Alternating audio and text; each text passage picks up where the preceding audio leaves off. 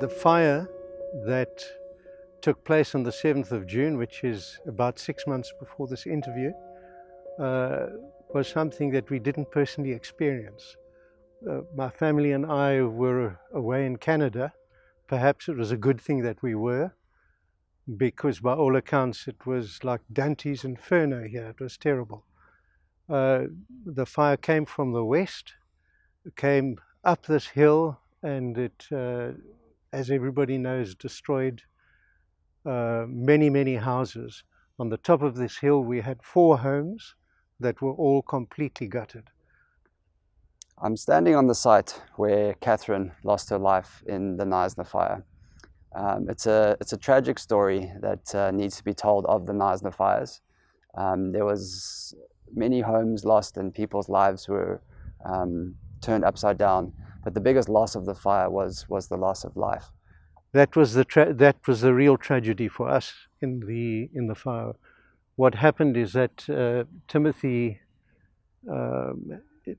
sister was working at the bottom of the hill, and she had a daughter, and she was visiting at the time of the fire, and panic set in when they saw the fire coming, and his sister had a call from the husband to say, "You need to come back." So this is hearsay. I don't know it personally, but this is what I understand.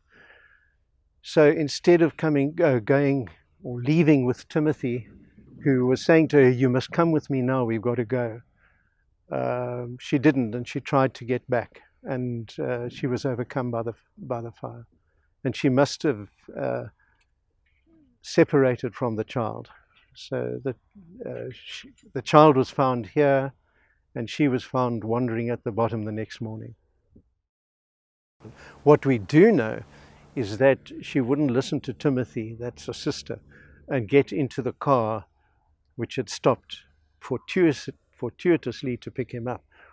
Apparently, the smoke was so thick that you could literally not see more than 2 to 3 meters in front of you.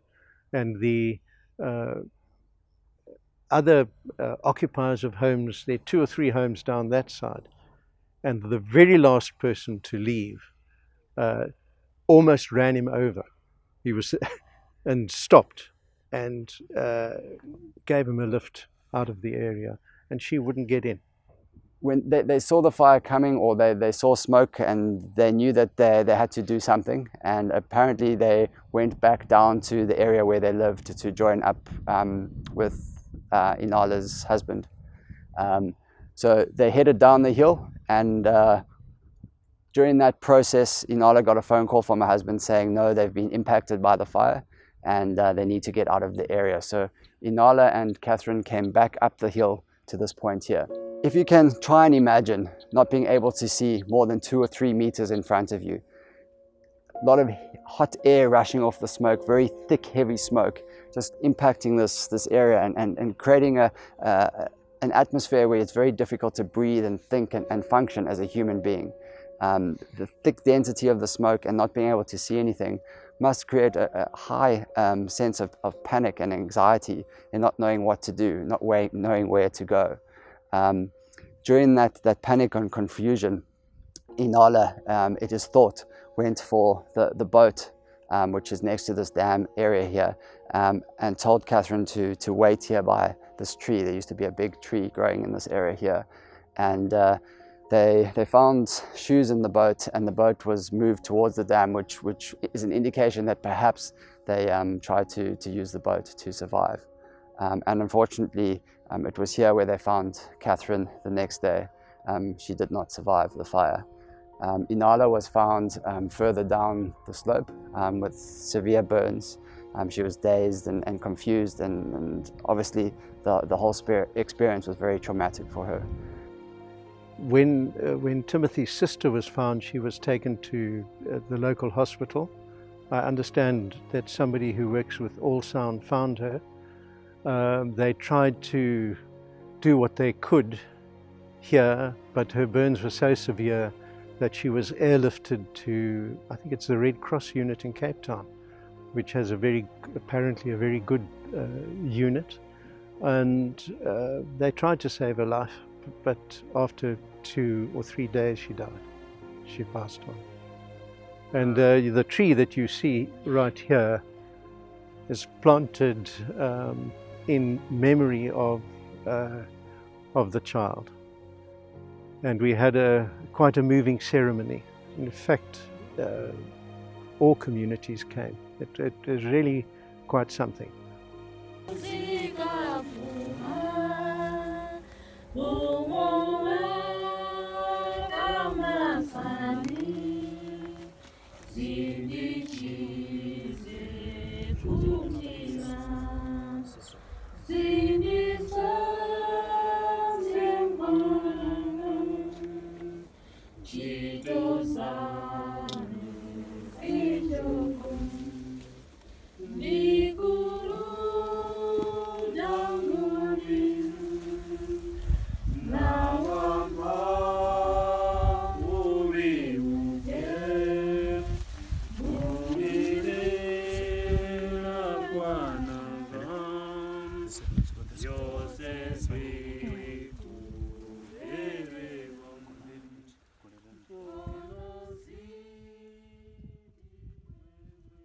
When faced with the threat of a wildfire, it is extremely important to assess its intensity, what direction it's spreading in, and how quickly it is moving.